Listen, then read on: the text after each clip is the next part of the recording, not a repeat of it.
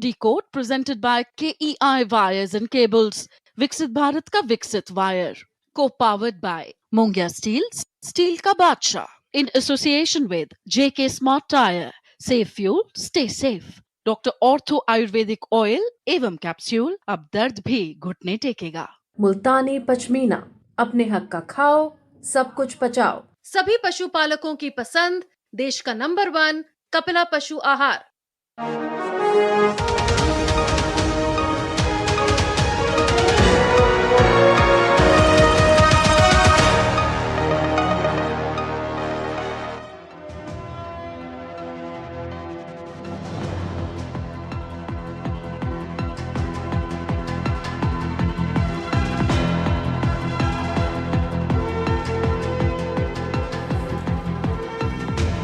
नमस्कार, मैं हूं सुधीर चौधरी और डिकोड में आपका स्वागत है। तो आइए आज की खबरों को आपके लिए डिकोड करते हैं।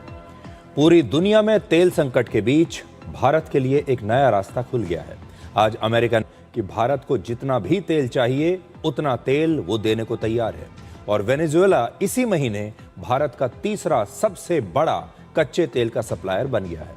वेनेजुएला के जरिए अमेरिका भारत को अपना बड़ा एनर्जी पार्टनर बनाना चाहता है। आज भारत, अमेरिका और वेनेजुएला के बीच तेल के इसी नए त्रिकोण को हम आपके लिए डिकोड करेंगे। इसके बाद हम आरक्षण पर सुप्रीम कोर्ट की एक बड़ी महत्वपूर्ण टिप्पणी आपको बताएंगे।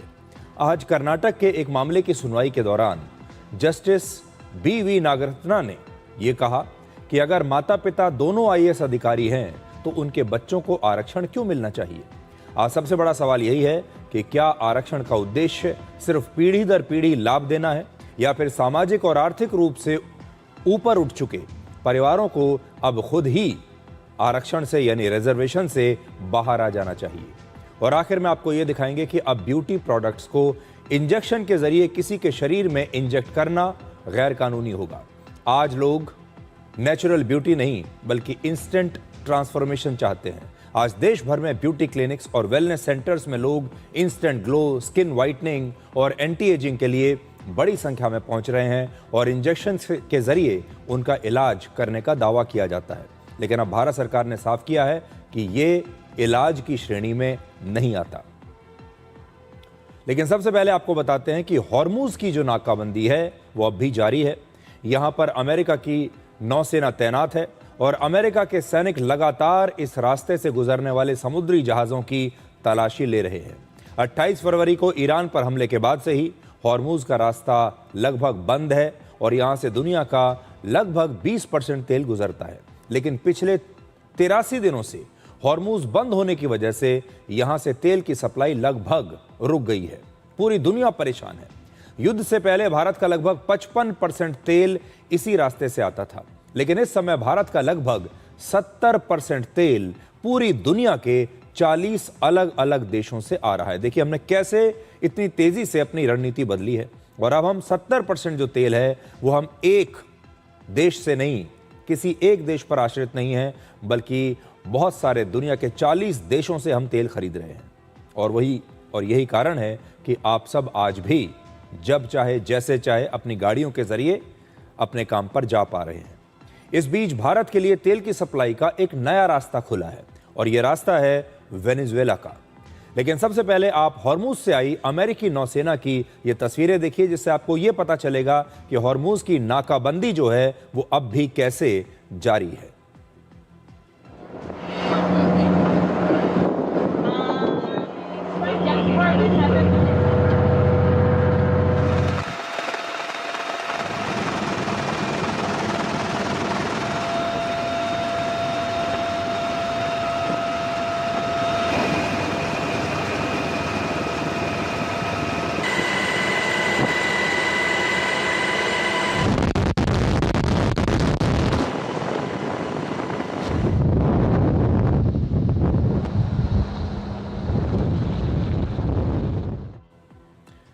पूरी दुनिया में तेल संकट इस समय चल रहा है और इसके बीच आज हम आपको ये बताने वाले हैं कि कैसे भारत, अमेरिका और वेनेजुएला के बीच एक नया ऑयल ट्रायंगल यानी तेल का त्रिकोण बन रहा है। आज की सबसे बड़ी खबर यही है आपके लिए कि अमेरिका ने यह कहा है कि भारत को अब जितना भी तेल चाहिए उतना तेल अमेरिका हमें देने को तैयार है। इसके अलावा इसी महीने वेनेजुएला भारत का तीसरा सबसे बड़ा कच्चे तेल का सप्लायर बन गया है। अब अमेरिका ने भारत की तेल की कमी को पूरा करने के लिए सबसे बड़ा ऑफर भारत को दिया है। अमेरिका के विदेश मंत्री मार्को रूबियो 23 मई से 3 दिनों के लिए भारत आ रहे हैं, लेकिन इससे पहले उन्होंने 2 बहुत बड़ी बातें कही हैं। पहली बात, भारत को जितना भी तेल चाहिए अमेरिका देने को तैयार है, और दूसरा, वेनेजुएला की अंतरिम राष्ट्रपति डेल्सी रोड्रिग्स भी अगले हफ्ते भारत आ सकती हैं ताकि तेल सप्लाई को लेकर भारत और वेनेजुएला के बीच बातचीत हो सके। और अमेरिका चाहता है कि ये दोनों देश मिलें और बात करें। आगे बढ़ने से पहले आप देखिए कि अमेरिका के विदेश मंत्री मार्को रूबियो ने ये महत्वपूर्ण जो बयान दिया है, इसमें उन्होंने क्या कहा। We also think there's opportunities with Venezuelan oil. In fact, it's my understanding that the interim president of Venezuela will be traveling to India next week as well. So there's opportunities. There's a lot to work on with India. They're a great ally, a great partner. We do a lot of good work with them. And so it is an important trip. I'm glad we're able to do it because I think there'll be a lot for us to talk about. तो Marco Rubio अब 3 दिनों के लिए भारत आ रहे हैं, लेकिन भारत पहुंचने से पहले जो इन्होंने ये बयान दिया है, इसमें 3 बहुत बड़े जियोपॉलिटिकल सिग्नल्स छिपे हुए हैं। पहला, अमेरिका को डर है कि तेल की वजह से भारत रशिया पर कहीं बहुत ज्यादा निर्भर ना हो जाए। यूक्रेन युद्ध के बाद से ही भारत ने रशिया से सस्ता तेल खरीदना शुरू किया था और आज भी भारत अपना सबसे ज्यादा कच्चा तेल रशिया से खरीद रहा है। लेकिन अब अमेरिका चाहता है कि भारत अपना ज्यादा से ज्यादा तेल अमेरिका के जरिए वेनेजुएला से खरीदे। दूसरा, अमेरिका वेनेजुएला को फिर से ग्लोबल ऑयल मार्केट में वापस लाना चाहता है। वेनेजुएला के पास पूरी दुनिया का सबसे बड़ा तेल भंडार है, लेकिन वर्षों तक अमेरिकी प्रतिबंधों और राजनीतिक संकट की वजह से वेनेजुएला अपना ये तेल दुनिया को कभी बेच नहीं पाया। इसीलिए वेनेजुएला के पास कभी पैसा नहीं आया और वो गरीबी में डूबता चला गया। इसी साल जनवरी में अमेरिका ने वेनेजुएला के राष्ट्रपति निकोलस मदुरो को सत्ता से बाहर कर दिया और अमेरिका की जेल में उन्हें डाल दिया। आपको याद होगा, अमेरिका ने उन्हें गिरफ्तार कर लिया था वेनेजुएला से और अब वो अमेरिका की जेल में है।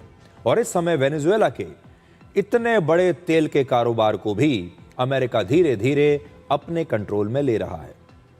और तीसरी बात ये कि अब वेनेजुएला का तेल बेचकर अमेरिका भारत को अपना एक बहुत बड़ा एनर्जी पार्टनर बनाना चाहता है। और इसी वजह से मार्को रूबियो खुद बता रहे हैं कि वेनेजुएला की अंतरिम राष्ट्रपति अगले हफ्ते भारत आ सकती है। इसी महीने वेनेजुएला भारत का तीसरा सबसे बड़ा कच्चे तेल का सप्लायर भी बन गया है। इस समय भारत को कच्चे तेल की सप्लाई करने में रशिया पहले नंबर पर है, यूएई दूसरे नंबर पर है और वेनेजुएला अब तीसरे नंबर पर आ गया है। और वेनेजुएला ने सऊदी अरब को पीछे छोड़ दिया है, जबकि पिछले महीने अगर हम देखें तो रशिया पहले नंबर पर था, सऊदी अरब दूसरे नंबर पर था और तीसरे नंबर पर यूएई था, जिससे हमने सबसे ज्यादा तेल खरीदा था। लेकिन अब वेनेजुएला तीसरे नंबर पर आ गया। इसका मतलब है कि यूएई और वेनेजुएला दोनों देशों से भारत अब पहले के मुकाबले कहीं ज्यादा कच्चा तेल खरीद रहा है। और वेनेजुएला ने भारत को तेल सप्लाई करने के मामले में अब सऊदी अरब और अमेरिका दोनों को पीछे छोड़ दिया है। इस महीने वेनेजुएला भारत को प्रतिदिन लगभग 4 लाख बैरल कच्चे तेल की सप्लाई कर रहा है, जो पिछले महीने तक 2,83,000 बैरल्स हुआ करता था। यानी पिछले महीने के मुकाबले भारत अब लगभग 47% ज्यादा तेल वेनेजुएला से खरीद रहा है और भारत में प्रतिदिन 55 लाख बैरल तेल का इस्तेमाल होता है। इसकी सबसे बड़ी वजह ईरान युद्ध है, जिसके बाद से हॉर्मुज का रास्ता लगभग बंद हो गया और यही कारण है कि अब हम वेनेजुएला से इतनी बड़ी मात्रा में तेल खरीद रहे हैं। आप जरा मानचित्र पर देखिए कि वेनेजुएला और भारत के बीच अगर ये तेल का व्यापार होगा तो कैसे होगा। इन दोनों देशों के बीच 2 मुख्य समुद्री रास्ते हैं। पहला रास्ता लगभग 15,000 किलोमीटर लंबा है। इसे तय करने में किसी भी समुद्री जहाज को लगभग 25 दिन लगते हैं। हालांकि रेड सी से होकर जाने वाले इस रास्ते में सुएज कनाल और बाब अल मंडेब जैसे 2 चोक पॉइंट्स भी हैं जो काफी रिस्की हैं। अब दूसरा जो रास्ता है ये लगभग 22,000 किलोमीटर लंबा है। अब इतना लंबा ये रास्ता जरूर है और इसे तय करने में समुद्री जहाज को 25 से 40 दिन भी लग सकते हैं, लेकिन इसे हॉर्मूज के रास्ते की तरह कभी बंद नहीं किया जा सकता, यानी ये कहीं ज्यादा सुरक्षित है। तो ये दो रास्ते आपकी स्क्रीन पर हैं, देखिए मैं आपको दिखा रहा हूं। एक रास्ता है 15,000 किलोमीटर लंबा, दूसरा रास्ता है 22,000 किलोमीटर लंबा। अब ये जो 22,000 वाला है ये बिल्कुल सुरक्षित है, इसके बंद होने का कोई चांस ही नहीं है, यानी लगातार यहां से सप्लाई हमें आ सकती है। लेकिन इसकी समस्या ये है कि यहां तक वेनेजुएला से भारत आने में 25 से 40 दिन लग जाएंगे। और जो दूसरा रास्ता है वो थोड़ा छोटा है, उसमें भी 25 दिन लगेंगे, लेकिन तब भी यह रास्ता कुछ हद तक पेचीदा है। अब हॉर्मूज के रास्ते से किसी भी समुद्री जहाज को भारत पहुंचने में लगभग 2 से 3 दिन लगते हैं। तो जरा अंदाजा लगाइए आप कि कहां हॉर्मूज के जरिए 2 से 3 दिन में समुद्री जहाज भारत पहुंच जाया करते थे और कहां अब 25 से 40 दिन लगेंगे। इसलिए हमें तेल तो मिलेगा, तेल की सप्लाई हमारी रुकेगी नहीं, लेकिन तेल की सप्लाई जो है वो बहुत धीरे धीरे होगी। 2-3 दिन का रास्ता और कहां 25 दिन या 25 से 40 दिन का रास्ता, ये अंदाजा आप लगा लीजिए। इसलिए आपके लिए संतोष की बात यह है कि आपको जो तेल की सप्लाई है वो लगातार मिलती रहेगी, क्योंकि एक बहुत बड़ा जरिया भारत ने खोज लिया है वेनेजुएला के रूप में। लेकिन ये तेल धीरे धीरे आएगा। अब आपको बताते हैं कि भारत वेनेजुएला से इतना ज्यादा तेल खरीद क्यों रहा है।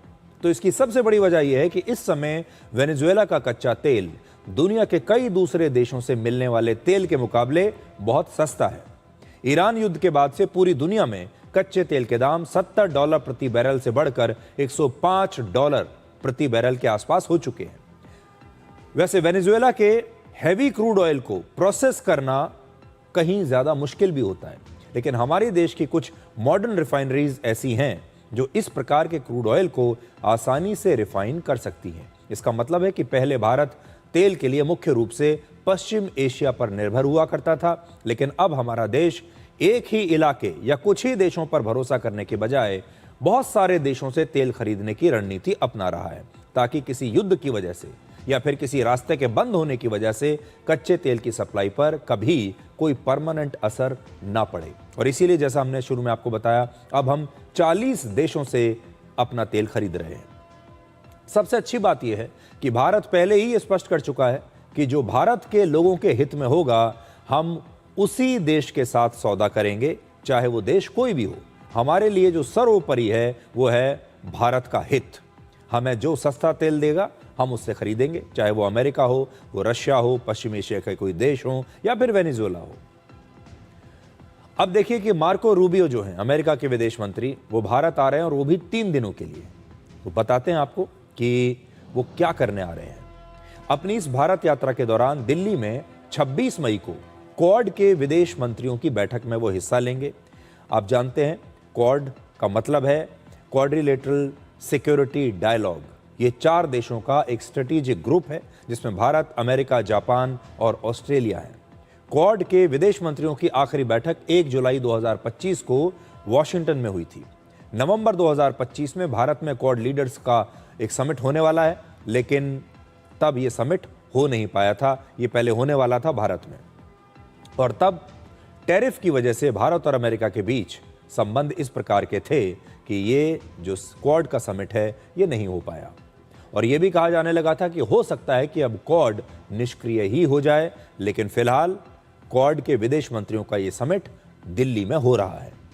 ईरान युद्ध के बाद अब भारत में क्वाड के विदेश मंत्रियों की बैठक को एक बहुत बड़ा कूटनीतिक संकेत आप मान सकते हैं, और मार्को रूबियो इसमें हिस्सा लेकर यही संदेश देने की कोशिश कर रहे हैं कि अमेरिका भारत के साथ रिश्तों को लेकर बहुत गंभीर है, अमेरिका भारत को महत्व देता है, और इस बैठक के जरिए भारत भी अमेरिका और रशिया के साथ एक संतुलन बना रहा है। अब आपको अंतर्राष्ट्रीय खबर तो मैंने बता दी, अब लौटते हैं वापस अपने देश में। आज देखिए दिन भर अपने देश में किस खबर की सबसे ज्यादा चर्चा होती रही। उत्तर प्रदेश और पश्चिम बंगाल के बाद अब उत्तराखंड में भी सड़कों पर नमाज पढ़ने पर रोक लगा दी गई है। उत्तराखंड के मुख्यमंत्री पुष्कर सिंह धामी ने कहा है कि नमाज मस्जिदों, ईदगाहों और निर्धारित स्थानों पर ही पढ़ी जानी चाहिए। उन्होंने कहा कि कांग्रेस पार्टी वोट बैंक की राजनीति के लिए सड़कों पर नमाज का समर्थन करती आई है। हमने कहा कि नमाज पढ़ने का जो स्थान है, नमाज वहीं पर होनी चाहिए। ये व्यवस्था है, इस व्यवस्था को बिगाड़ने का किसी को कोई भी अधिकार नहीं है। जो भारत की व्यवस्था कहती है, जो हमारी विधि व्यवस्था कहती है, हमारा प्रशासन कहता है, और चार धाम यात्रा चलती है, उस समय चारों तरफ शांत वातावरण है। चार धाम यात्रा कोई एक तरफ से नहीं चलती है। इस समय पर सड़कों को बिल्कुल जो है धार्मिक प्रदर्शन और इसका माध्यम नहीं बनने दिया जाएगा। इनको नमाज करनी है, करें भी, नमाज भी करनी चाहिए, जरूर करनी चाहिए। उनका अपना धर्म है तो उसका पालन करें, लेकिन मस्जिद, ईदगाह और ऐसे स्थानों पर पढ़ी जाए। नमाज को लेकर हमारे देश में बहुत कुछ अब बदल रहा है। आपको याद होगा, उत्तर प्रदेश और पश्चिम बंगाल जैसे राज्यों में सड़कों पर नमाज के दौरान किस तरह की अव्यवस्था इससे पहले देखने को मिलती थी। कई जगहों पर बड़ी बड़ी सड़कें घंटों तक बंद कर दी जाती थी, भारी ट्रैफिक जैम लग जाता था और आम लोगों को भी आने जाने में बहुत परेशानी होती थी। स्कूल बसों से लेकर एम्बुलेंस तक सब प्रभावित होते थे और कई बार ऑफिस जाने वाले लोग भी घंटों तक इस जैम में फंसे रहते थे, क्योंकि कुछ लोग सड़कों पर नमाज पढ़ रहे होते थे। और यही वजह है कि अब कई राज्य सरकारें सार्वजनिक स्थानों पर नमाज पर रोक लगा रही हैं। बीजेपी कहती रही है कि इस तरह सड़क पर नमाज पढ़ना धार्मिक परंपरा से ज्यादा शक्ति प्रदर्शन हुआ करता था और जानबूझकर ऐसा किया जाता था, क्योंकि एक वर्ग ऐसा था जो ये सब करके बाकी लोगों के सामने शक्ति प्रदर्शन करता था, बताने की कोशिश करता था कि देखिए हम कितने ताकतवर हैं, हम कहीं भी बैठकर कुछ भी कर सकते हैं, किसी भी सड़क को हम रोक सकते हैं। 28 मई को बकरीद है। पश्चिम बंगाल के बाद अब दिल्ली में बीजेपी की सरकार ने सार्वजनिक स्थानों पर पशुओं की कुर्बानी पर प्रतिबंध लगा दिया है। बकरीद के लिए जारी की गई दिल्ली सरकार की गाइडलाइंस में यह कहा गया है कि गलियां और सड़कों पर, सार्वजनिक स्थानों पर कुर्बानी की अनुमति नहीं होगी। कुर्बानी सिर्फ तय जगहों पर ही करने की इजाजत दी जाएगी। और यह भी कहा गया है कि गाय, बछड़ा, ऊंट और दूसरे प्रतिबंधित जानवरों की कुर्बानी नहीं दी जा सकती। इन नियमों का उल्लंघन करने वालों के खिलाफ सख्त कानूनी कार्रवाई की जाएगी। बकरीद के त्योहार के अवसर पर दिल्ली में गौवंश, गाय, बछड़ा तथा ऊंट व अन्य प्रतिबंधित जानवरों की कुर्बानी पूरी तरह से गैर कानूनी है और ऐसा करने पर या ऐसा करने की कोशिश करने पर आपराधिक मामला दर्ज किया जाएगा, कानूनी कार्रवाई की जाएगी। इसी के साथ साथ सार्वजनिक स्थानों पर, सड़कों में, गलियों में, सार्वजनिक स्थलों पर कुर्बानी भी पूरी तरह से प्रतिबंधित है, इसकी अनुमति नहीं है और ऐसा करने वालों पर भी कानूनी कार्रवाई की जाएगी। कुर्बानी केवल वैध स्थलों पर, निर्धारित स्थलों पर ही की जाए और खरीद फरोख्त भी केवल वैध तरीके से, वैध स्थानों पर जहां पर अनुमति है वहीं की जाए। इस्लामिक सेंटर ऑफ इंडिया ने बकरीद पर देश भर के मुसलमानों के लिए एक एडवाइजरी जारी की है, जिसमें कहा गया है कि ईद की नमाज सड़कों पर ना पढ़ें, मस्जिदों और ईदगाहों में ही जाकर अपनी नमाज पढ़ें, सड़कों और गलियों में कुर्बानी ना करें, कानूनी रूप से मान्य जानवरों की ही कुर्बानी दें और तय और अनुमति वाले स्थानों पर ही कुर्बानी की जाए और कुर्बानी के फोटो और कुर्बानी के वीडियोस सोशल मीडिया पर आप पोस्ट ना करें। कल ही हमने आपको यह भी बताया था कि कलकत्ता हाई कोर्ट ने कहा था sacrificing cow is not part of Eid, यानी गाय की हत्या करना, गाय की कुर्बानी देना बकरीद का धार्मिक हिस्सा नहीं है। और कोर्ट ने बकरीद पर जानवरों की कुर्बानी को लेकर शुभेंदु अधिकारी सरकार के आदेश में हस्तक्षेप करने से भी इनकार कर दिया था। आज ऑल इंडिया इमाम ऑर्गेनाइजेशन ने भी कहा कि बकरीद पर प्रतिबंधित जानवरों की कुर्बानी नहीं होनी चाहिए, क्योंकि शरीयत में भी ऐसा ही कहा गया है। मैं तमाम मुसलमानों से, चूंकि ईद उल अजहा का त्यौहार आने वाला है, कुर्बानी का, तमाम सबसे अपील भी करना चाहता हूं कि जो प्रतिबंधित जानवर हैं जिन पर सरकार ने प्रतिबंध लगा दिया है, लिहाजा उनकी कुर्बानी ना की जाए। ख़ास तौर पर बैल की, ख़ास तौर पर गाय की और ख़ास तौर पर ऊँट की कुर्बानी, बिल्कुल उस पर प्रतिबंध लगा दिया गया है और उस पर कोई भी मुसलमान कुर्बानी ना करे। ऐसी कुर्बानी बिल्कुल जायज़ नहीं होती है। तो इसलिए इसका ख्याल हमें रखना है कि सरकार के जो नियम हैं, जो उन्होंने कानून बनाया है, उसके मुताबिक हम अपना काम करें। अब देखिए, सरकार ने जो नए नियम बनाए हैं, जो नए प्रतिबंध लगा दिए हैं, इसके बाद अब बकरीद पर मुसलमान बकरे और भेड़ की कुर्बानी ही दे सकते हैं। इससे पहले गाय, भैंस, बैल, बछड़े और ऊंट की भी कुर्बानी दी जाती थी, अब जिन्हें राज्य सरकारों ने अवैध बता दिया है। आज मैं आपसे एक बात कहना चाहता हूं। तस्वीरें अभी हमने आपको दिखाई। इससे पहले आपको याद होगा जब सड़कों पर नमाज पढ़ी जाती थी, आपको याद होगा सड़कों में, गलियों में कहीं पर भी कुर्बानी दे दी जाती थी। खून गलियों में बहता रहता था, सड़कों पर बहता रहता था, लोग उसके वीडियोस बनाते थे, फिर उसे सोशल मीडिया पर पोस्ट करते थे और हमें ना चाहते हुए भी ये सब देखने की एक आदत सी पड़ गई थी।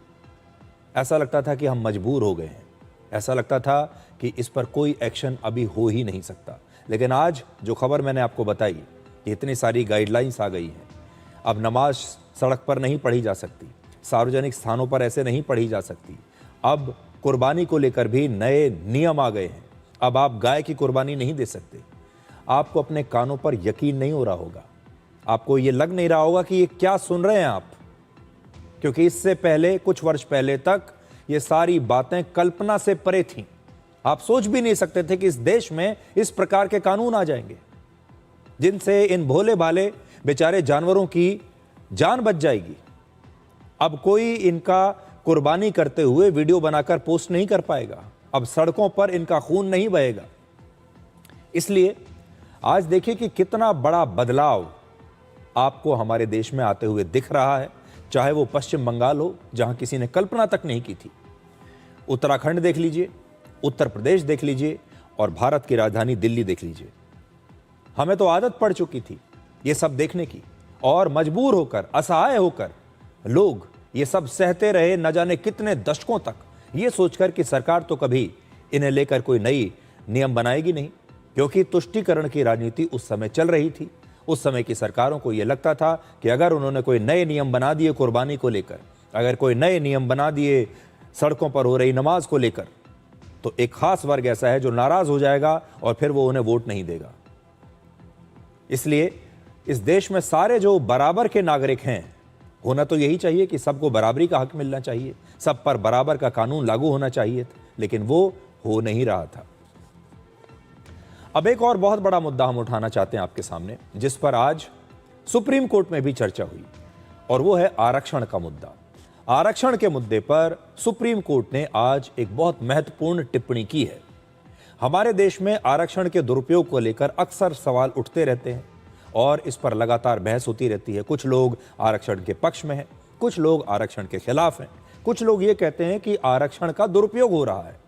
अक्सर ये सवाल पूछा जाता है कि अगर कोई परिवार आरक्षण का लाभ लेकर आर्थिक और सामाजिक रूप से अब प्रगति कर चुका है, आर्थिक रूप से अब वो सक्षम हो चुका है, तो क्या उसकी अगली पीढ़ी को भी आरक्षण मिलना चाहिए?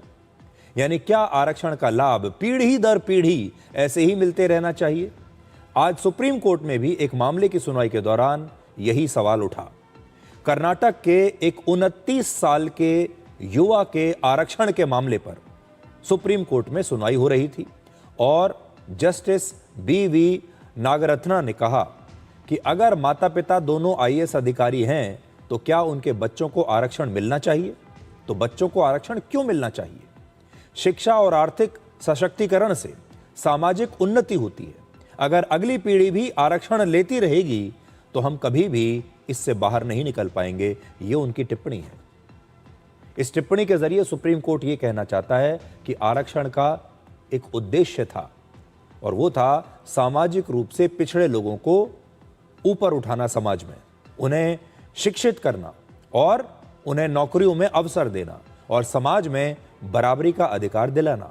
लेकिन अगर कोई परिवार पहले से ही अच्छी शिक्षा पा चुका है, आर्थिक रूप से मजबूत हो चुका है, पैसे वाला है, उस परिवार के सदस्य ऊंचे ऊंचे पदों पर पहुंच चुके हैं, तो क्या अब भी उस परिवार के आने वाले बच्चों को आरक्षण की जरूरत है? ऐसा ही कुछ इस मामले में हुआ। देखिए, बड़ा इंटरेस्टिंग मामला है, आपको बताते हैं केस क्या है। यह मामला कर्नाटक के एक युवा का मामला है जिसका चयन वहां के एक सरकारी विभाग में ओबीसी रिजर्वेशन की श्रेणी में हुआ। यानी इसे ओबीसी रिजर्वेशन का फायदा मिला और नौकरी के लिए इसे कास्ट सर्टिफिकेट चाहिए था। लेकिन वहां के स्थानीय प्रशासन ने इस युवा को कास्ट और इनकम सर्टिफिकेट देने से इनकार कर दिया। प्रशासन का कहना था कि यह युवा क्रीमी लेयर से आता है, इसलिए उसे ओबीसी आरक्षण का फायदा नहीं मिल सकता। इसके बाद यह मामला कर्नाटक हाईकोर्ट में गया, क्योंकि यह युवा कर्नाटक हाईकोर्ट पहुंच गया और कहा कि मैं ओबीसी का जो रिजर्वेशन है उसके लिए क्वालिफाई करता हूं। लेकिन कर्नाटक हाईकोर्ट ने भी माना कि ये जो युवा है ये क्रीमी लेयर में आता है और इसे आरक्षण नहीं दिया जा सकता। क्रीमी लेयर का मतलब है कि ये युवा अच्छे खासे परिवार से आता है, आर्थिक रूप से मजबूत परिवार से आता है, ऐसा परिवार है जिसे आरक्षण की आवश्यकता नहीं है। इसलिए हाईकोर्ट ने भी इस युवा के खिलाफ आदेश दे दिया। अब इसी मामले को लेकर अब ये युवा सुप्रीम कोर्ट आ गया और ये कहता है कि मुझे तो कास्ट सर्टिफिकेट चाहिए, इनकम सर्टिफिकेट चाहिए, ओबीसी का रिजर्वेशन चाहिए।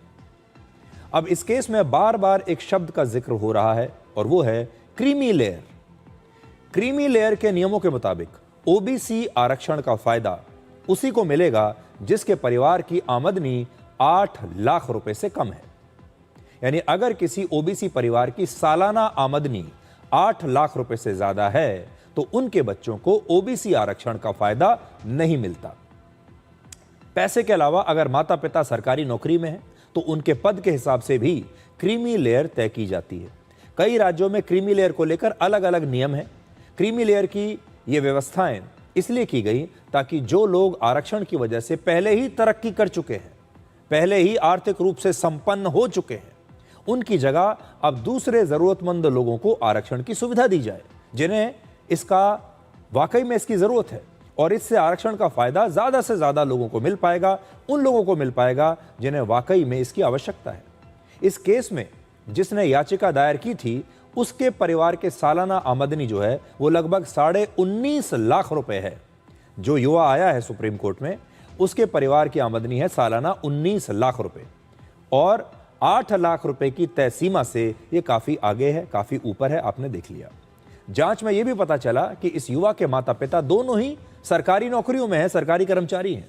इस समय केंद्र सरकार ने आरक्षण को लेकर जो सीमा तय की है उसके मुताबिक शेड्यूल कास्ट के लिए 15%, शेड्यूल ट्राइब्स के लिए 7.5%, अदर बैकवर्ड क्लासेस यानी ओबीसी जो क्रीमी लेयर के दायरे में नहीं आते उनके लिए 27% और जो आर्थिक रूप से पिछड़े हुए हैं उनके लिए 10% अलग से आरक्षण की व्यवस्था है। यानी केंद्र सरकार की ओर से ही कुल मिलाकर 59.5% आरक्षण हमारे देश में लोगों को दिया जा रहा है। अलग अलग कोटे के हिसाब से आपके सामने ब्रेकअप है, लेकिन कई राज्यों में आरक्षण की सीमाएं और श्रेणियां अलग अलग हैं। यह राज्यों पर निर्भर करता है और आपने देखा होगा तुष्टीकरण के लिए, चुनाव जीतने के लिए, किसी खास वर्ग को खुश करने के लिए राज्य सरकारें अक्सर जो रिजर्वेशन को लेकर अपने फैसले बदलती रहती हैं।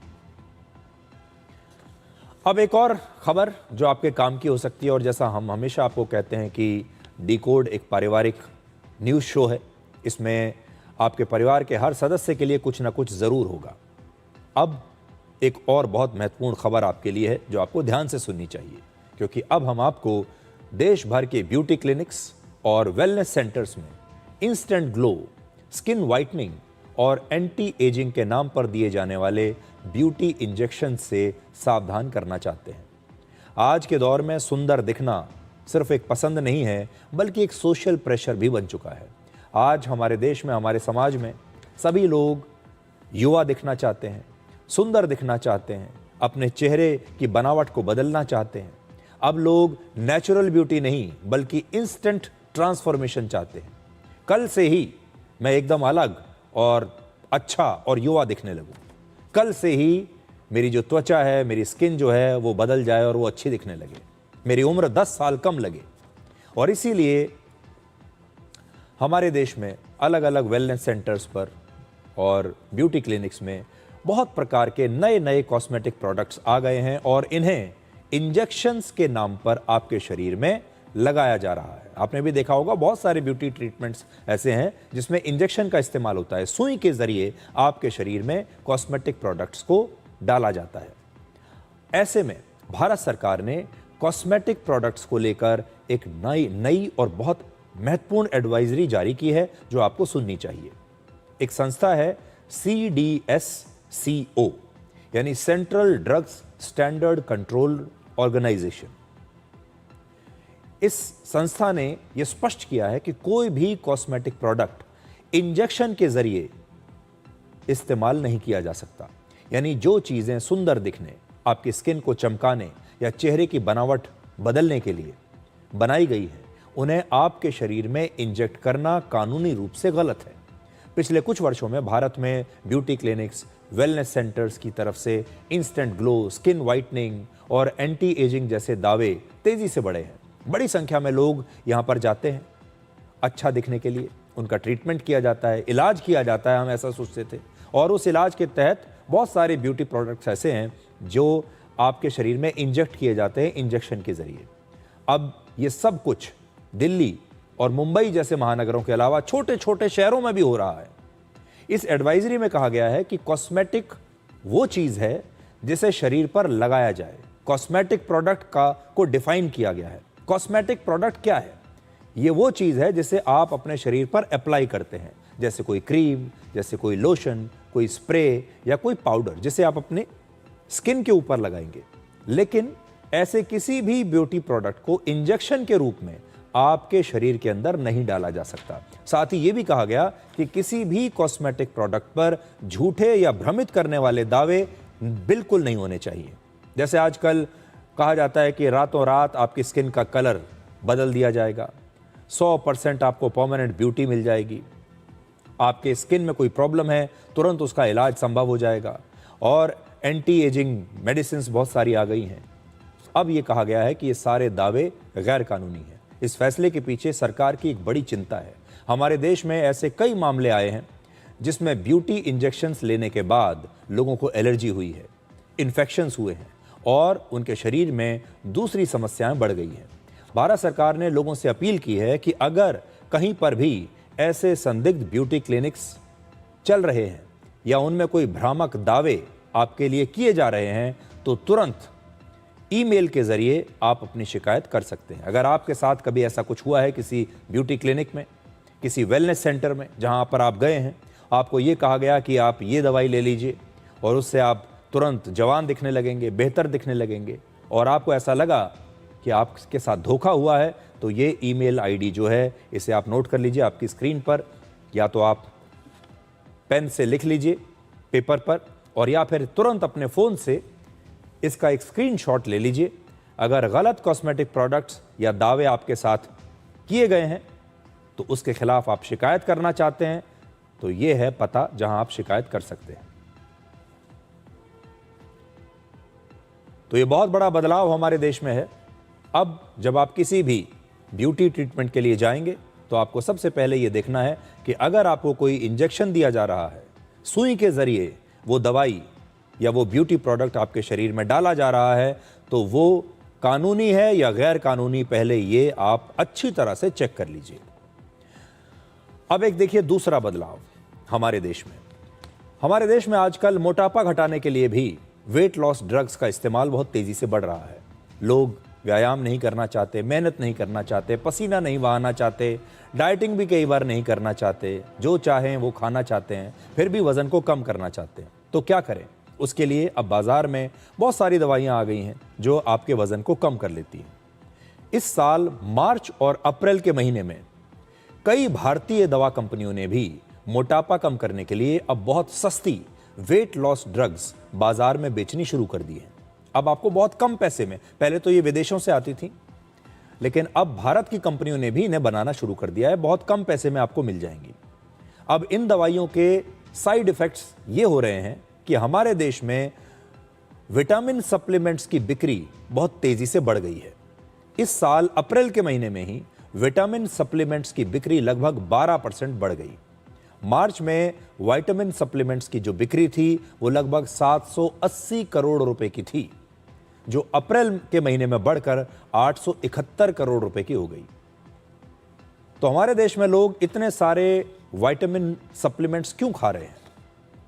डॉक्टर्स का कहना है कि जो लोग वेट लॉस ड्रग्स लेते हैं उनकी भूख बहुत कम हो जाती है, वो खाना बहुत कम कर देते हैं। अब जब शरीर में खाना ही नहीं जाएगा, कम खाने की वजह से ऐसे लोगों के शरीर में विटामिन्स, मिनरल्स, प्रोटीन और आयरन की बहुत कमी हो जाती है। अब इसे पूरा कैसे किया जाए? इसलिए अब ऐसे लोगों को ज़्यादा से ज़्यादा मल्टीविटामिन्स और सप्लीमेंट्स लेने होते हैं, जिससे कि उनके शरीर में कमज़ोरी ना हो और विटामिन्स की मात्रा बनी रहे। नेशनल फैमिली हेल्थ सर्वे के मुताबिक वर्ष 2021 में महिलाओं में मोटापा 12.5% से बढ़कर 24% हो गया था और पुरुषों में मोटापा 9% से बढ़कर लगभग 23% हो गया था। महिलाओं के मुकाबले पुरुषों में मोटापा ज़्यादा तेज़ी से बढ़ रहा है। अब लोग पहले वेट लॉस ड्रग्स लेकर मोटापा अपना घटाते हैं, फिर शरीर में जो कमज़ोरी आती है उसकी वजह से उसे ठीक करने के लिए फिर सप्लीमेंट्स लेते हैं और फिर अपने शरीर में जो भी कमी हो रही है विटामिन्स की उसे पूरा करते हैं, जबकि इससे उनके शरीर को काफ़ी नुकसान भी होता है। आपकी किडनी, लिवर, आपकी त्वचा, स्किन और हार्मोन का जो सिस्टम है उस पर इसका कई बार बुरा असर पड़ता है और आज नहीं लेकिन कई साल के बाद आपको पता चलेगा कि इसकी वजह से आपको गंभीर बीमारियां भी हो सकती हैं, आपकी सेहत खराब हो सकती है। इसलिए अगर वज़न घटाना ही है और आपको वेट लॉस ड्रग्स लेनी ही है तो कृपया करके सबसे पहले अच्छे डॉक्टर से बात कीजिए और डॉक्टर से बात करने के बाद आपको वो जो भी सप्लीमेंट्स दे रहा है उसे भी अच्छी तरह से चेक करके लीजिए और ये ज़रूर पूछिए कि क्या लॉन्ग रन में आगे चलकर आपके शरीर पर इसका कोई दुष्प्रभाव तो नहीं होगा। अब आपको घर बैठे हम लेकर चलते हैं दुनिया के सबसे ऊंचे पर्वत माउंट एवरेस्ट पर। दुनिया भर के बड़े बड़े शहर आजकल ट्रैफिक जैम से परेशान हैं।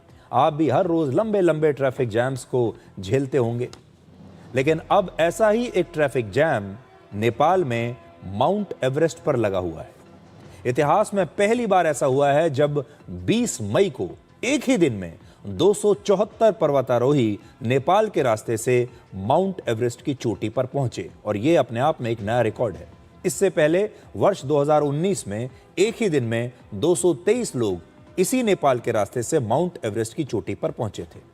माउंट एवरेस्ट की ऊंचाई लगभग 8,849 मीटर है और यह नेपाल और तिब्बत की सीमा पर है और यहां पर चढ़ाई का एक रास्ता नेपाल से होकर गुजरता है और ज्यादातर पर्वतारोही इसी नेपाल वाले रास्ते का इस्तेमाल करते हैं और दूसरा रास्ता है वो जो तिब्बत से होकर गुजरता है, लेकिन उस पर चीन का कंट्रोल है।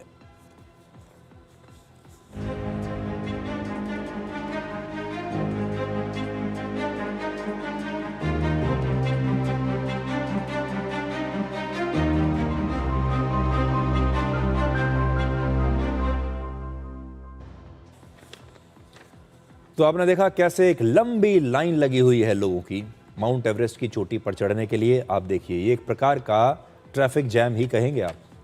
माउंट एवरेस्ट पर चढ़ना दुनिया के सबसे मुश्किल और ख़तरनाक अभियानों में से एक माना जाता है।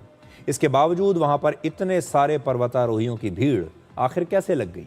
तो इसकी दो वजहें हैं। पहला, माउंट एवरेस्ट की चोटी पर पहुँचने के लिए मौसम बहुत अहम होता है। मौसम का बहुत बड़ा रोल है। हर साल मार्च से लेकर मई तक इस पर्वत पर चढ़ाई करने की अनुमति मिलती है। मार्च से लेकर मई तक ये एक छोटी सी विंडो है और इसमें भी 15 से 20 दिन ही ऐसे होते हैं जब तेज हवाएं और बर्फीले तूफान कम होते हैं और आप अपनी चढ़ाई कर सकते हैं। लेकिन इस साल ऐसा सुरक्षित मौसम बहुत कम समय के लिए मिला और माउंट एवरेस्ट पर चढ़ाई का जो सीजन है ये भी बहुत देर से शुरू हुआ। दूसरी बात यह कि इस साल चाइना ने तिब्बत के रास्ते से माउंट एवरेस्ट पर चढ़ाई के लिए परमिट्स जारी नहीं किए, क्योंकि जब आप चाइना की तरफ से जाते हैं तो आपको पहले परमिट लेना होता है। इसीलिए लगभग सभी पर्वतारोहियों ने नेपाल के रास्ते से ही माउंट एवरेस्ट पर चढ़ाई की और यही वजह है कि माउंट एवरेस्ट के 8,000 मीटर से ऊपर के इलाके में पर्वतारोहियों की ये लंबी लंबी लाइनें लग गई। वहाँ के एक्सपर्ट्स के मुताबिक ज़्यादा पर्वतारोही होने से भीड़ और ख़तरा दोनों ही बढ़ जाते हैं। अब इतने सारे लोग एक साथ आ गए, अब वहाँ भीड़ लग गई, लेकिन ये खतरनाक भी है ये वो इलाका है जहां ऑक्सीजन बेहद कम होती है और इस इलाके में छोटी सी गलती भी आपकी जान ले सकती है। इसीलिए इसे माउंट एवरेस्ट का डेथ जोन भी कहते हैं। यानी एवरेस्ट पर इस साल नया रिकॉर्ड तो बना, लेकिन इस दौरान पर्वतारोहियों की जान पर भी एक बहुत बड़ा खतरा बना रहा। माउंट एवरेस्ट पर इस भीड़ की वजह से ही इस साल 5 पर्वतारोहियों की जान जा चुकी है और इसमें 2 लोग भारत के हैं।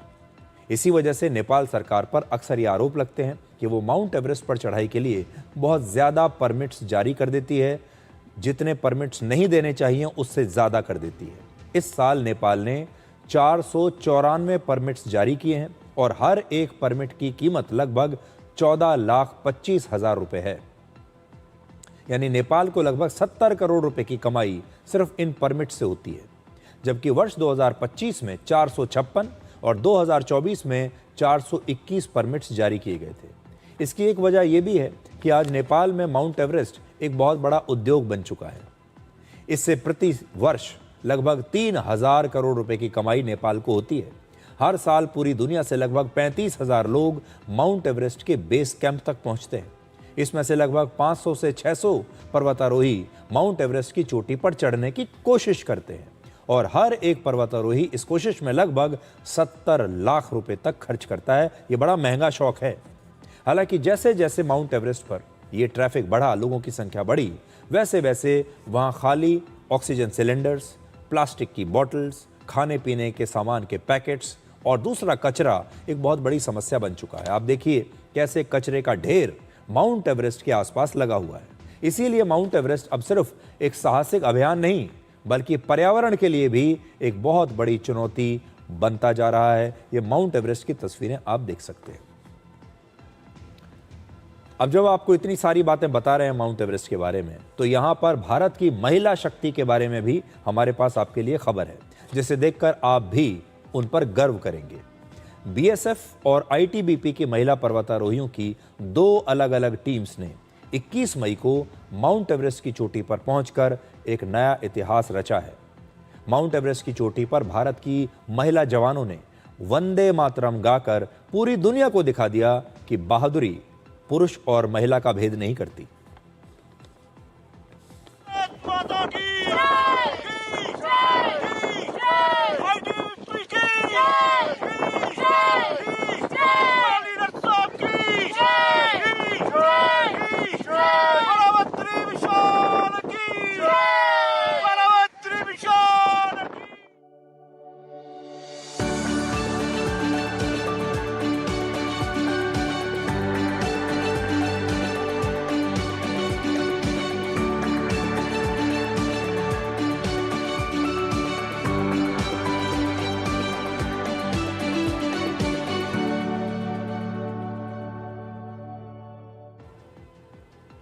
तो माउंट एवरेस्ट की चोटी पर भारत माता की जय के नारे गूंज रहे हैं। इसके साथ ही बीएसएफ की ये टीम माउंट एवरेस्ट से लगभग 500 किलोग्राम कचरा वापस लाने वाली है, यानी वहां की सफाई भी करने वाली है। अब माउंट एवरेस्ट से आपको लेकर चलते हैं आर्टिफिशियल इंटेलिजेंस की दुनिया में और आपको यह बताते हैं कि जो बड़ी बड़ी टेक कंपनियां हैं वहां पर क्या चल रहा है। आर्टिफिशियल इंटेलिजेंस यानी एआई की वजह से अब बड़े पैमाने पर दुनिया भर में नौकरियां जा रही हैं। बड़ी बड़ी टेक कंपनीज में भी नौकरियां जा रही हैं। मार्क ज़करबर्ग की कंपनी मेटा ने इस हफ्ते हजारों कर्मचारियों को नौकरी से हटा दिया है। मेटा वो कंपनी है जो फेसबुक और इंस्टाग्राम जैसे सोशल मीडिया प्लेटफॉर्म्स की पेरेंट कंपनी है। इस हफ्ते मेटा ने दुनिया भर में अपने 10% कर्मचारियों को नौकरी से निकाल दिया। 10% कर्मचारियों की संख्या है लगभग 8,000 के आसपास। सोचिए, एक ही झटके में 8,000 कर्मचारियों की नौकरी चली गई। इन सारे कर्मचारियों को निकाले जाने के लिए ईमेल्स भेजे गए। 20 मई की सुबह लगभग 4 बजे कंपनी ने मेल्स भेजने शुरू किए। सबसे पहले सिंगापुर के ऑफिस में मेटा के कर्मचारियों को ये ईमेल्स मिले जिसमें लिखा था कि आपकी नौकरी आज से खत्म। सिंगापुर में मेटा का एशिया का सबसे बड़ा सेंटर है। यहाँ काम करने वाले कर्मचारियों को पहले वर्क फ्रॉम होम यानी घर से काम करने के लिए कहा गया, लेकिन 20 मई की सुबह उन्हें ईमेल भेजकर यह बता दिया गया कि अब घर से भी काम करने की आवश्यकता नहीं है, अब आपकी हमारी कंपनी में कोई जगह ही नहीं है, इसलिए अब आपको नौकरी से निकाल दिया गया है। मेटा में इस साल और भी बहुत सारे लोगों की नौकरियां जा सकती हैं, ऐसा कहा जा रहा है। अब ये नौकरियां क्यों जा रही है? मेटा ने तय किया है कि जो काम अब तक उसके ये सारे कर्मचारी करते रहे हैं, अब उन कामों को करने के लिए वो AI एजेंट्स बनाएगा, यानी अब ये सारे काम AI एजेंट से कराए जाएंगे। मेटा ने AI पर फिलहाल 3 साल के लिए $600 अरब यानी लगभग 57 लाख करोड़ रुपए का निवेश किया है। सोचिए, 57 लाख करोड़ रुपए लगा दिए AI पर। मेटा ने अपने 7,000 कर्मचारियों को इस नए AI प्रोजेक्ट में शिफ्ट कर दिया है। इसके अलावा उसने अपने यहाँ मैनेजर के पद समाप्त कर दिए हैं, अब वहाँ पर कोई मैनेजर नहीं है। इस तरह AI का असर मेटा के लगभग 20% कर्मचारियों पर पड़ा है। मेटा में इस साल मार्च के अंत तक लगभग 78,000 कर्मचारी काम कर रहे थे। देखिए कितनी बड़ी कंपनी है, 78,000 लोग यहाँ काम करते हैं। AI की वजह से दुनिया की बड़ी बड़ी नामी कंपनियों ने इससे पहले भी अपने हजारों कर्मचारियों को निकाला है। मशहूर ई-कॉमर्स कंपनी अमेजॉन ने हाल ही के महीनों में लगभग 30,000 कॉरपोरेट नौकरियां अपने यहाँ खत्म कर दी। दुनिया की एक बड़ी टेक्नोलॉजी कंपनी माइक्रोसॉफ्ट ने भी पिछले साल 9,000 कर्मचारियों को नौकरी से निकाल दिया था। IBM ने पिछले साल 8,000 कर्मचारियों को निकाल दिया और सॉफ्टवेयर कंपनी सेल्सफोर्स ने पिछले वर्ष 4,000 कर्मचारियों को निकाला। और एक और बड़ी टेक्नोलॉजी कंपनी सिस्को ने भी अपने 4,000 कर्मचारियों को निकालने की घोषणा की है। अमेरिका की एक बड़ी कंपनी है गोल्डमैन सैक्स। ये कंपनी बड़े बड़े व्यवसायों, अमीर लोगों और सरकारों को पैसे और निवेश के बारे में सलाहें और सेवाएं देती है, कंसल्टेंसी कंपनी है। उसकी रिपोर्ट के अनुसार AI की वजह से आने वाले वर्षों में दुनिया में 30 करोड़ नौकरियां खतरे में पड़ सकती हैं। तो बहुत सारे लोग जो ये चर्चा करते रहते हैं कि AI का क्या असर होगा, तो AI का असर ये होगा कि आने वाले समय में लगभग 30 करोड़ नौकरियां खतरे में आ सकती हैं। अब आपको ये चेक करना है कि इन 30 करोड़ में कहीं आपका नाम भी तो नहीं है। अब एक छोटा सा ब्रेक के बाद हम आपको दिखाएंगे कि मध्य प्रदेश के भोजशाला में आज क्या हुआ। वहां की नई तस्वीरें आई हैं। पिछले हफ्ते हाईकोर्ट के फैसले के बाद आज पहला शुक्रवार था और जब भोजशाला परिसर में जुम्मे की नमाज नहीं हुई बल्कि आज वहां पर पूजा की गई। ये शानदार तस्वीरें आपको ब्रेक के बाद दिखाएंगे।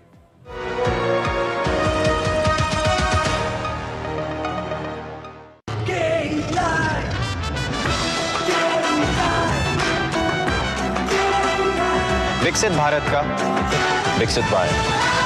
हिंदुस्तान मिले हिंदुस्तान से। जय हो विजय हो, देश हो विदेश हो, जेके हो।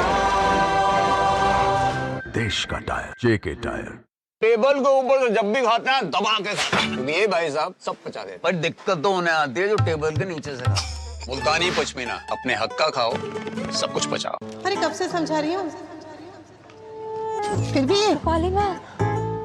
आशीर्वाद की क्वालिटी है हाय, फिर मेरा बजट है टाइट। अरे बैग के बाहर QR कोड स्कैन करो, बैग के अंदर यूनिक कोड पाओ और 80 रुपए का कैश बैग ले जाओ। आशीर्वाद शुद्ध चक्की आटा, कैश बैग और क्वालिटी का वादा लिख के ले लो।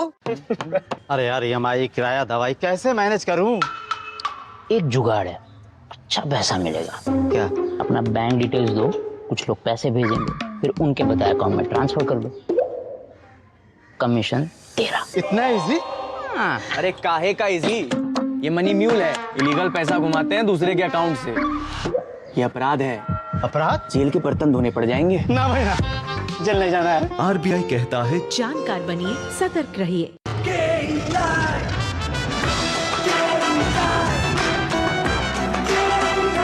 विकसित भारत का विकसित भारत। फिर प्रारंभ हो रहा है ज्ञान का सबसे बड़ा अध्याय। 5G की स्पीड से अपग्रेड होकर के नए अप्रोच के साथ इस नए दौर में आप सभी का बहुत बहुत स्वागत है। प्रारंभ करता हूँ, ज्ञानदार, धनदार, शानदार, कौन बनेगा करोड़पति। सोमवार से शुक्रवार रात 9 बजे DD नेशनल पर।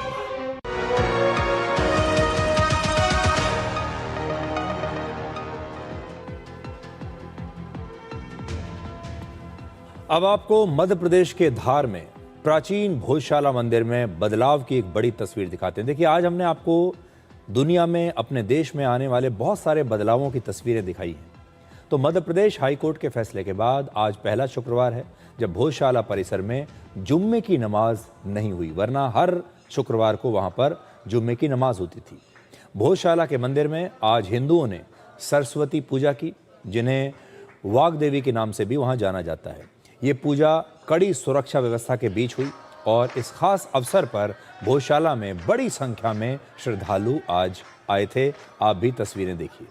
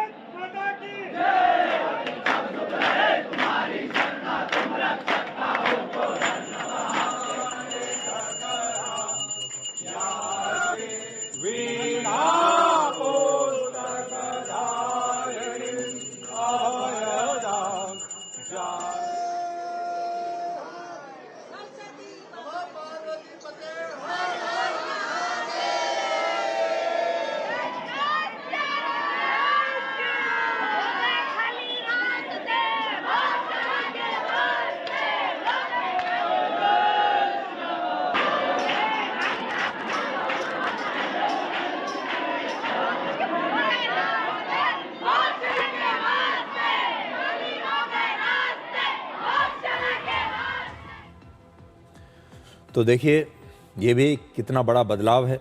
कभी आपने कल्पना की थी कि भोजशाला में शुक्रवार के दिन नमाज नहीं बल्कि पूजा होगी, और अब आप देखिए बदलाव आया कैसे। 15 मई को मध्य प्रदेश हाई कोर्ट की इंदौर बेंच ने अपने फैसले में भोजशाला को एक मंदिर घोषित किया था।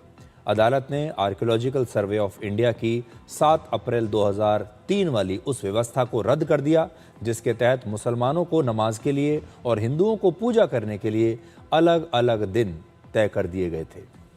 भोजशाला पर हाईकोर्ट के फैसले को मुस्लिम पक्ष ने अब सुप्रीम कोर्ट में चुनौती दी है। तो मुस्लिम पक्ष जो है वो अब सुप्रीम कोर्ट आ गया और उसने कहा कि हमें हाईकोर्ट का ये फैसला मंजूर नहीं है।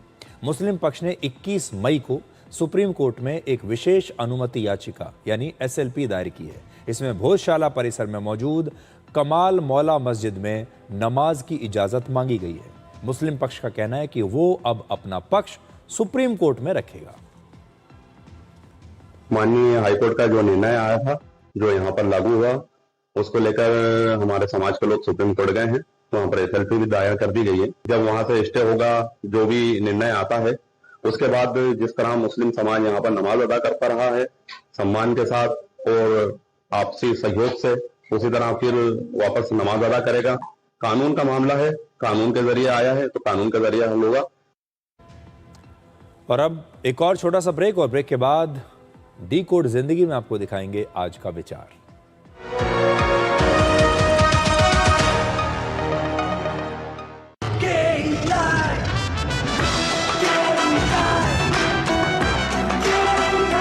विकसित भारत का विकसित भारत। इस देश की हर माँ, बच्चे, बूढ़े, जवान, खिलाड़ी, डॉक्टर, इंजीनियर, सबको गाय भैंस की दूध की शक्ति पर भरोसा है। पर जब इन पशुओं को कपिला पशु आहार मिलेगा, तभी तो दूध सिर्फ ज्यादा ही नहीं, शक्ति से भरपूर भी होगा। कपिला पशु आहार, देश का नंबर 1 पशु आहार। तुझे कॉलेज का टाइम याद है? अरे कॉलेज की यादें छोड़िए, कितनी बातें भूल गया हूँ। तब का बैंक अकाउंट भी याद नहीं है। बैंक अकाउंट पुराना हो तो पता चल सकता है। कहाँ से पता चलेगा? उद्गम से। RBI के उद्गम पोर्टल पे रजिस्टर करके लॉगिन करें और अपने डिटेल्स डालकर 10 साल या उससे पुराने निष्क्रिय खातों को सर्च करें। बैंक से संपर्क करके खाता सक्रिय बनाओ। ये तो बहुत आसान है यार। तो आज की चाय तेरी तरफ से। RBI कहता है जानकार बनिए, सतर्क रहिए। This is no ordinary sky. This is where legends are born. Space transition. In the vast expanse above, the Indian Air Force reigns. Unseen, unstoppable. Unmatched. Indian Air Force to be a cut above. अरे कब से समझा रही हूँ, फिर भी पालिमा, आशीर्वाद की क्वालिटी है हाई, पर मेरा बजट है टाइट। अरे बैग के बाहर QR कोड स्कैन करो, बैग के अंदर यूनिक कोड पाओ और 80 रुपए का कैश बैक ले जाओ। आशीर्वाद शुद्ध चक्की आटा, कैश बैक और क्वालिटी का वादा, लिख के ले लो। गोल्डी मसाले के 100 ग्राम के स्पेशल पैक्स में फ्रेशनेस लॉक है। ऐसे गोल्डी मसाले जहां जाएं रिश्ते बनाएं।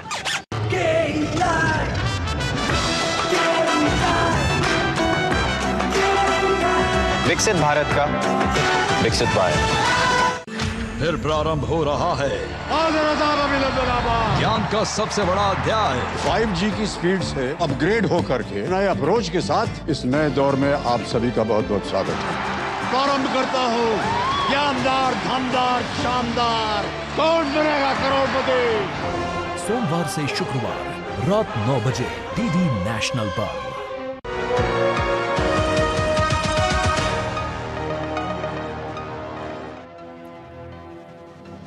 और अब आखिर में आपको डी कोड के आज के एपिसोड के कुल व्यूज बताते हैं। आपकी स्क्रीन के बाईं तरफ जो नंबर आपको दिखाई दे रहा है वो है इस समय 5.3 मिलियन, यानी 53 लाख व्यूज हमें आज मिले हैं। ये नंबर कॉट यानी क्रोम OTT की लाइव ट्रैकिंग की मदद से यहाँ पर आ रहा है, जो हमारे रियल टाइम डिजिटल व्यूज को दर्शाता है। तो आज के लिए डी कोड में इतना ही। अब आपसे हमारी अगली मुलाकात होगी कल रात 9 बजे। तब तक आप खुश रहिए, सुरक्षित रहिए, स्वस्थ रहिए। और जो ट्रेन छूट चुकी है उसका टिकट जेब में संभाल कर रखना बेकार है। नमस्कार।